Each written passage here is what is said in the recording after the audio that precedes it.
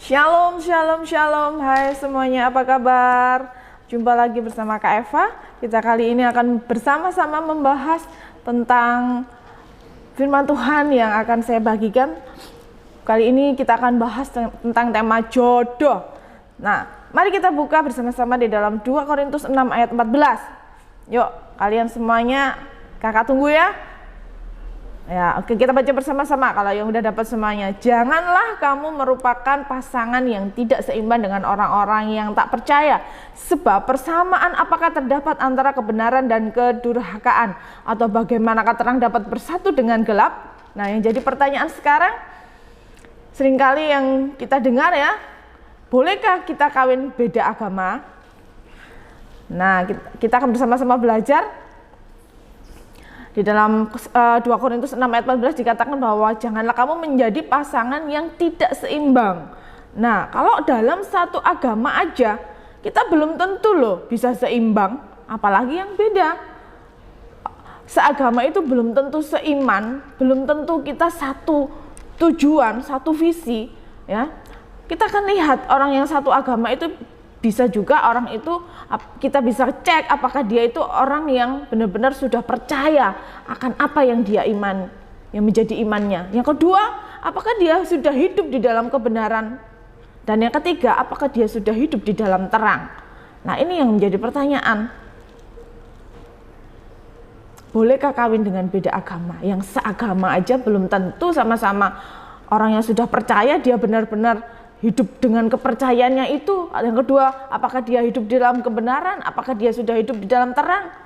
Nah, seringkali yang menjadi masalah atau menjadi kasus yang terjadi adalah banyak sekali pernikahan Kristen yang juga tergoncang. Bukan hanya mereka menikah karena bukan karena mereka beda agama, tetapi sama-sama seagama pun bisa mengalami goncangan di dalam pernikahan. Itu disebabkan apa? Karena level imannya tidak seimbang. Oleh sebab itu 2 Korintus 6 ayat 14 mengatakan janganlah kamu merupakan pasangan yang tidak seimbang. Nah, kata janganlah ini ada bukan sekedar perintah tapi sebuah kata larangan.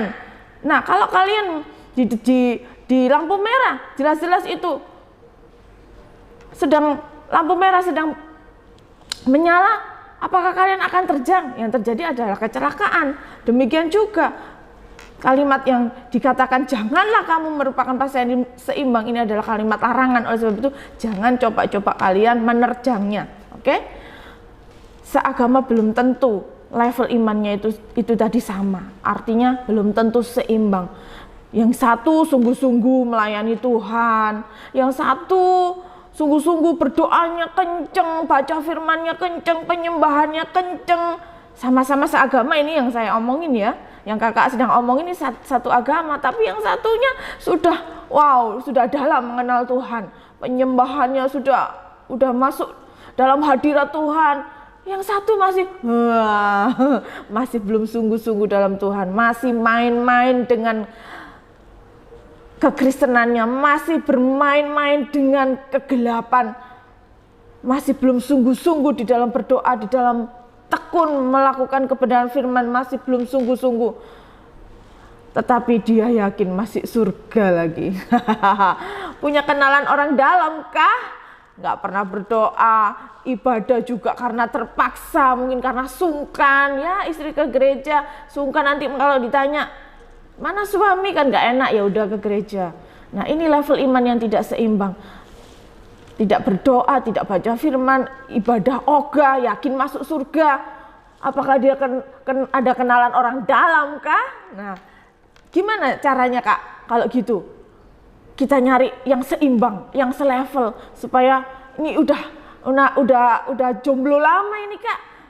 Gimana dong? Kasih tip dong. Nah, ini caranya kita bisa menilai hidup seseorang. Kita bisa cek dia apakah sudah sungguh-sungguh di dalam Tuhan apa enggak. Kita akan lihat di dalam Matius 12 ayat 33 di sana mengatakan, jikalau suatu pohon kamu katakan baik, maka baik pula buahnya. Jikalau suatu pohon kamu katakan tidak baik, maka tidak baik pula buahnya. Sebab dari buahnya pohon itu dikenal. Jadi gampang sekali kalau kita mau lihat atau kita mau cek orang itu sungguh-sungguh levelnya sudah seimbang. Apakah dia sudah dewasa di dalam Tuhan? Apakah dia sudah sungguh-sungguh hidup di dalam kebenaran firman Tuhan? Kita cek buahnya. Anak muda sekarang kalau ditanya, kenapa kamu milih dia? Oh iya kak, karena dia ganteng, dia cantik. It's not enough.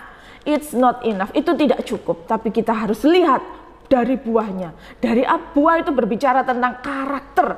Ya, yang pertama buah itu berbicara tentang karakter. Kalau dia dewasa, dia akan tahu prioritasnya. Nah ini dia, kita gampang ngecek prioritas. Dia tahu prioritas enggak? Gimana dia karakternya? Dia sudah dewasa dalam Tuhan apa enggak? Kita akan bisa lihat apa yang pertama kali dia ingat pada waktu dia bangun tidur, apa yang ada di otaknya. Itulah yang menentukan kepada siapa dia sungguh-sungguh hidup. Kalau dia bangun tidur yang udah dicek sudah HP-nya, ya sudah. Kalau beda lagi kalau dia bangun tidur langsung dia megang gitar, dia langsung ingat, oh Tuhan, aku bersyukur buat pagi hari ini. Nah itu dia tuh, bisa kau pilih salah satu kriteria udah masuk. Oke, yang pertama lihat buahnya. Kalau dia dewasa, dia akan tahu prioritas hidupnya. Yang kedua, kita akan cek dari buahnya. Selain karakter, kita lihat kebiasaannya dia. Ya, jangan lihat fisiknya doang. Cantik, ganteng itu bisa luntur. Adik-adikku sekalian, kenapa bisa luntur pada waktu orang seganteng apapun ya? Kalau dia nyebelin, gantengnya bisa luntur. Bener enggak? Kalau anak itu cantik, bodinya wah, bodinya bagus kak, aku suka dia karena dia menarik, cantik, bodinya bagus. Ya kalau dia menjadi perempuan nantinya cerewet kayak kuntilanak ya, nanti kecantikan bodinya bisa luntur. Apalagi nanti kalau dia sudah punya anak, fisik, kecantikan, kegantengan itu bisa luntur ya. What's happen nanti kalau kalian menikah tiba-tiba kecantikannya istrimu, jadi istrimu dia menikah, punya anak, dia jadi mengembang ke kanan dan ke kiri. What's happen? Apa yang terjadi kalau dasarnya kalian sekedar fisik yang kalian lihat? Itu kalau suami kalian, calon suami kalian sebelum jadi suami pacaran ditanya karena dia ganteng kak, dia baik. Kalau dia tiba-tiba nanti pas menikah dia gundul, what's happen? Apa kalian masih bisa terima dia? Kegantengan itu bisa berubah, fisik itu bisa berubah. Oleh sebab itu lihatlah buahnya, karakternya, lihat kebiasaannya. Dia bangun tidur apa yang dia kerjakan terlebih dahulu. Apakah dia bersyukur kepada Tuhan ataukah dia mengerjakan hal-hal yang duniawi yang penuh dengan kedagingan. Yang ketiga kita lihat buahnya dari sikapnya, reaksinya ketika dia disakiti, ketika dia marah. Pada waktu dia bekerja, apakah dia menjadi pekerja yang jujur ataukah dia bekerja yang penting cuan, tidak peduli dia tipu sana tipu sini. Bagaimana dia memperlakukan keluarganya, apakah dia taat sama orang tuanya. Kalian bisa lihat itu buah-buah yang nyata, yang nggak bisa dibohongi, yang bisa kalian lihat, ya, yang bisa kalian cek. Jangan kalian terkecoh. Banyak sekali cewek-cewek ditanya, aku suka cowok yang cool. Orang cewek cool itu, cowok cool itu identik dengan dia cuek, diem. Nah, kalau yang biasanya romantis itu biasanya suka gombal, itu baru romantis. Ya, jadi kalian bisa, aku pilih yang paket komplit. Ya, ini yang susah. Gitu ya. Jadi kalian harus bisa tahu lah gimana sikapnya. Kalau kalian pilih yang cool, kalian harus bisa terima dengan segala kecuekannya dia. Gitu ya. Jadi sikapnya, lihat pada waktu dia disakiti, dia lagi marah, dia kerjanya jujur apa enggak, caranya dia memperlakukan keluarganya, hormat enggak sama keluarganya. Kemudian yang keempat adalah nilai-nilai yang dia miliki. Kegantengan, kecantikan fisik itu kalau tidak diimbangi dengan karakter, itu semuanya tidak penting. Yang terpenting adalah di sini adalah tentang karakter, tentang nilai-nilai yang dia miliki. Apakah dia sungguh-sungguh memiliki hidup yang takut akan Tuhan, ya? Apakah dia benar-benar memprioritaskan Tuhan, orang tua, pekerjaan, pelayanannya, dia sudah bertanggung jawab enggak? Apakah dia memiliki nilai-nilai yang benar di dalam sikap hidupnya? Hati-hati dengan masa promosi, ya, adik-adik sekalian. Kalau kamu memilih dia karena dia baik, ya jelaslah dia baik. Orang dia lagi naksir kamu, gitu loh. Tetapi kita juga lihat iblis seringkali menawarkan hal-hal yang baik, sepertinya baik, waduh, bungkusnya baik. Seringkali kalau kita beli barang online, di gambarnya bagus, tiba-tiba datang, wah, tidak sesuai dengan ekspektasi yang kita harapkan. Demikian juga begitu kalau kita salah memilih jodoh, kita akan menyesal seumur hidup. Adik-adik sekalian dikasih Tuhan, oleh sebab itu jangan tertipu dengan masa promosi. Jelas dia baik, orang dia lagi naksir dan lagi suka sama kamu.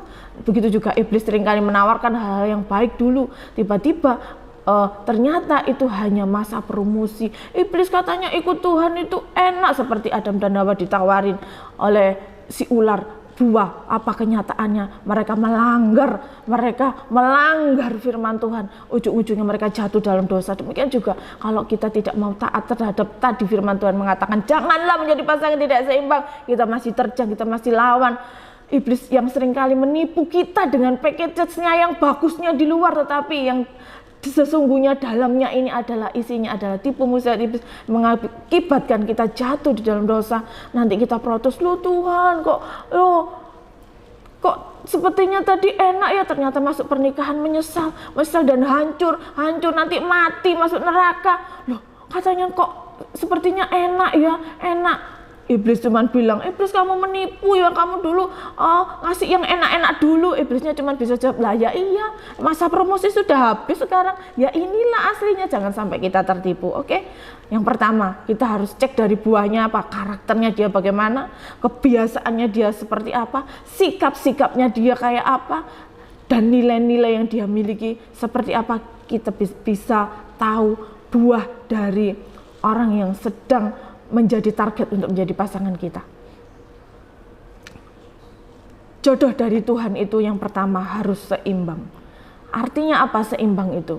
Nah ini dia, kakak akan jelaskan apa artinya seimbang kak. Tadi kalau sudah diajar bagaimana cara memilih, cara melihat buahnya, lihat karakternya, lihat kebiasaannya, lihat sikapnya, lihat nilai-nilai hidup yang dia miliki. Terus kalau jadi yang seimbang itu yang gimana? Ya seimbang adalah yang sevisi, senilai, dan sepakat. Ya adik-adik sekalian, kalau enggak akan banyak yang akan jadi korban. Kalian nanti kalau enggak memiliki level atau keseimbangan yang sama di dalam kedewasaan kerohanian kalian nanti akan cenderung saling menyakiti, saling hard satu dengan yang lain. Bahkan mungkin kalau menikah pun anak yang akan jadi korban. Karena tidak mudah untuk menjalani kehidupan bersama-sama, ya seumur hidup lagi kalau sudah menikah lagi bersama-samanya. Nggak bisa, nggak cocok ditukar tambah, nggak bisa. Karena kita sudah janji di hadapan Tuhan hanya maut yang memisahkan. Tidak gampang hidup dan menjalani hidup dengan orang yang berbeda dunia. Sama-sama Kristen belum tentu senilai, belum tentu seimbang. Nah oleh sebab itu Amos 3 ayat 3 mengatakan, berjalankah dua orang bersama-sama jika mereka tidak berjanji? Nah artinya dalam jenjang menjalin relasi atau menjalin hubungan yang lebih serius lagi, kalian harus tahu, kalian harus lihat dia sevisi nggak sama kamu, senilai nggak sama kamu, atau sepakat nggak kalau nanti kita menikah, kita sama-sama melayani Tuhan ya, yang penting kita hidup seadanya, kita yang penting mau hidup buat Tuhan, berkorban waktu, aku juga mau melayani Tuhan. Nah ini butuh kesepakatan gitu ya. Nah, nanti kita punya anaknya satu aja, satunya maunya dua, satunya nggak bisa, harus banyak. Kalau nggak sepakat, kalau nggak senilai, kalau nggak sevisi, satunya pengennya ke Bandung, satunya pengennya ke Singapura, kan nggak bisa bareng, nggak bisa jalan bareng. Ini pentingnya sevisi ya. Artinya kalau tujuannya kita sama, nilai-nilai kita sama, baru kita bisa berjalan bersama-sama. Seperti yang Amos tadi katakan, Amos 3 ayat 3, berjalankah dua orang bersama-sama jika mereka belum berjanji. Artinya kalian harus belajar dalam menjalin hubungan, kalian harus belajar lihat sevisi enggak sama kalian, senilai enggak, dan sepakat enggak dia dengan kalian. Misalnya kalau kalian bertanya, kak bisa enggak aku pacaran dengan orang Katolik atau dengan aliran kepercayaan yang lain? ini rumit ya kalau kita sudah beda aliran aja, Kristen sama Katolik aja atau sama ajaran lain, KTP itu harus sama. Kalian paling enggak harus ngerubah KTP kalian untuk menjadi sama dengan pasangan kalian. Nah ini kan rumit, belum menghadapi keluarganya, belum nanti pemberkatannya di mana. Kalau kalian siap dengan keruwetan dan keruwetan dan kerumitan itu ya monggo ya, silahkan ya, tanggung sendiri. Sebab ke depan dalam pernikahan itu banyak keputusan dan pertimbangan yang harus diambil. Kalau tidak sepakat, kalau tidak senilai, itu sangat rumit adik-adik sekalian ya. Saya adalah korban, saya sendiri adalah korban dari ketidakseimbangan atau pernikahan beda agama. Saya sudah menjalani dan sampai sekarang pun saya sedang diproses. Dan itu tidak mudah, saya katakan itu sangat rumit ya. Kalau yang belum kejadian jangan diteruskan. Kalau yang sudah kejadian, minta pertolongan Tuhan terus, minta belas kasihan terus untuk menguatkan kita. Kalau kita sudah berjanji tidak ada yang maut, tidak hanya maut yang memisahkan, kita harus menjalani. Oleh sebab itu jangan sampai kalian menyesal seumur hidup karena kalian gagal atau kalian salah memilih pasangan hidup. Oleh sebab itu jangan sampai hal-hal yang rumit atau hal-hal yang susah dalam pernikahan itu kalian alami. Sudah cukup, saya sudah mengalami sangat berat, sangat rumit karena pernikahan beda agama ini. Sangat-sangat rumit, sangat-sangat berat, di mana tidak ada keseimbangan di dalam pengenalan kita akan Tuhan, apalagi kedalaman kerohanian kita dengan Tuhan. Itu sangat berat, sangat berat. Oleh sebab itu yang belum kejadian, kalian coba pertimbangkan lagi ya. Jangan sampai agama memisahkan kita, memisahkan cinta kita. Aku sudah terlanjur cinta, Kak. Oke. Cinta tidak bisa dipisahkan.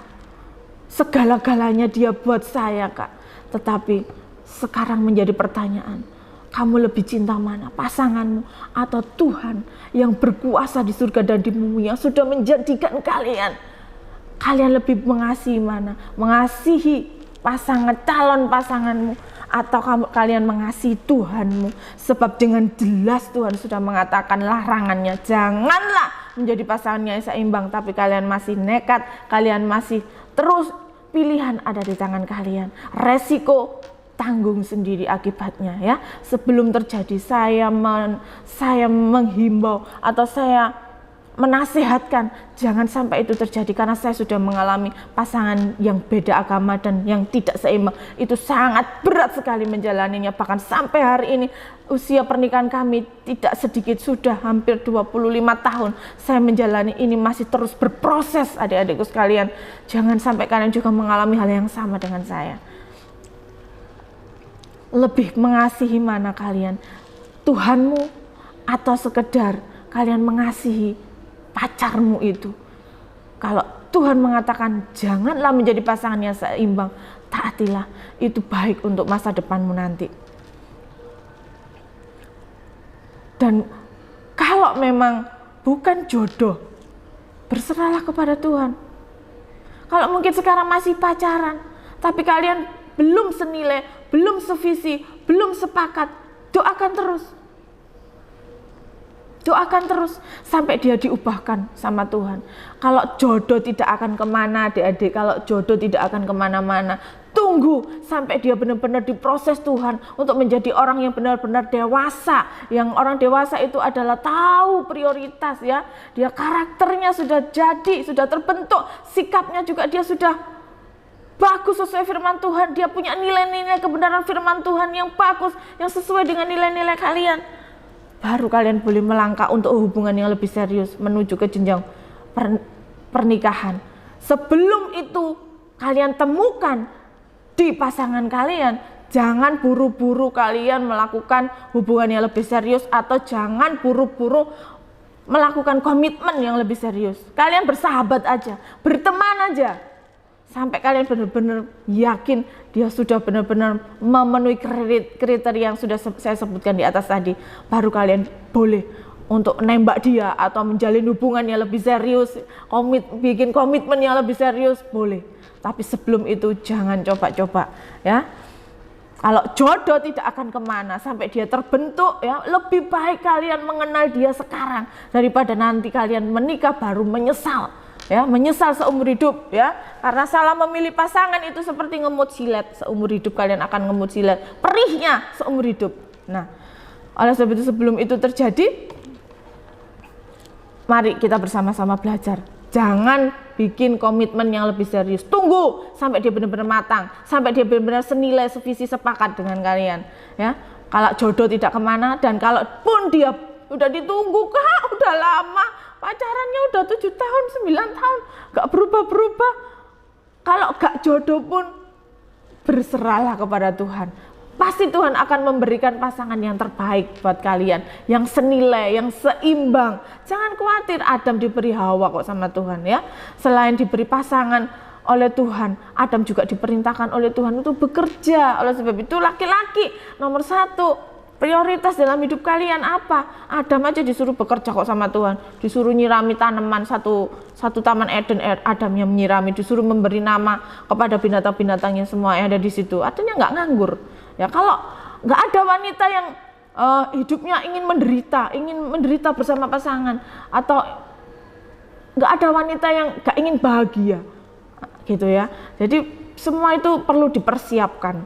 Jadi yang bisa pada waktu kalian pendekatan tadi, kak, udah tak doakan, tapi dia nggak berubah-berubah, karakternya masih jelek, masih nyebelin, masih akhirnya menjadi kalian saling menyakiti.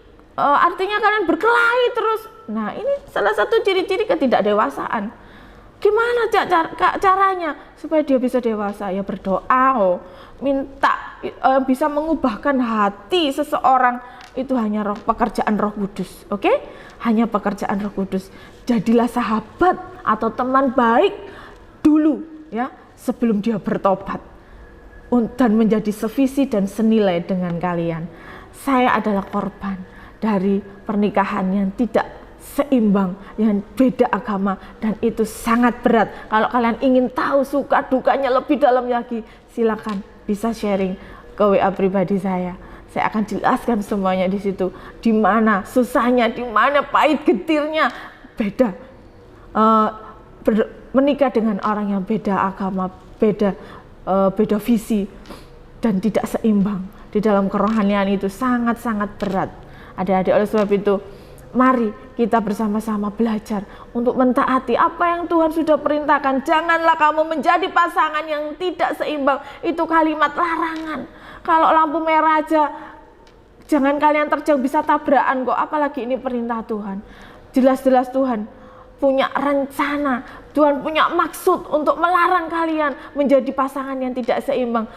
Tuhan punya maksud supaya kalian tidak menderita di dalam pernikahan kalian nanti. Kalian tidak menyesal di dalam pernikahan kalian nanti. Meskipun packagingnya sekarang iblis seringkali menipu. Dia baik loh kak, dia nggak seperti yang seiman aja. Seringkali nyebelin, ini nggak seiman tapi baik. Itu masa promosi ya, masa promosi. Jangan sampai kalian ketipu. Pada waktu nanti, karena firman Tuhan sudah jelas melarang, jangan menjadi pasangan yang tidak seimbang. Jelas-jelas Tuhan punya maksud. Jangan kalian berani untuk menerjang semua perintah Tuhan.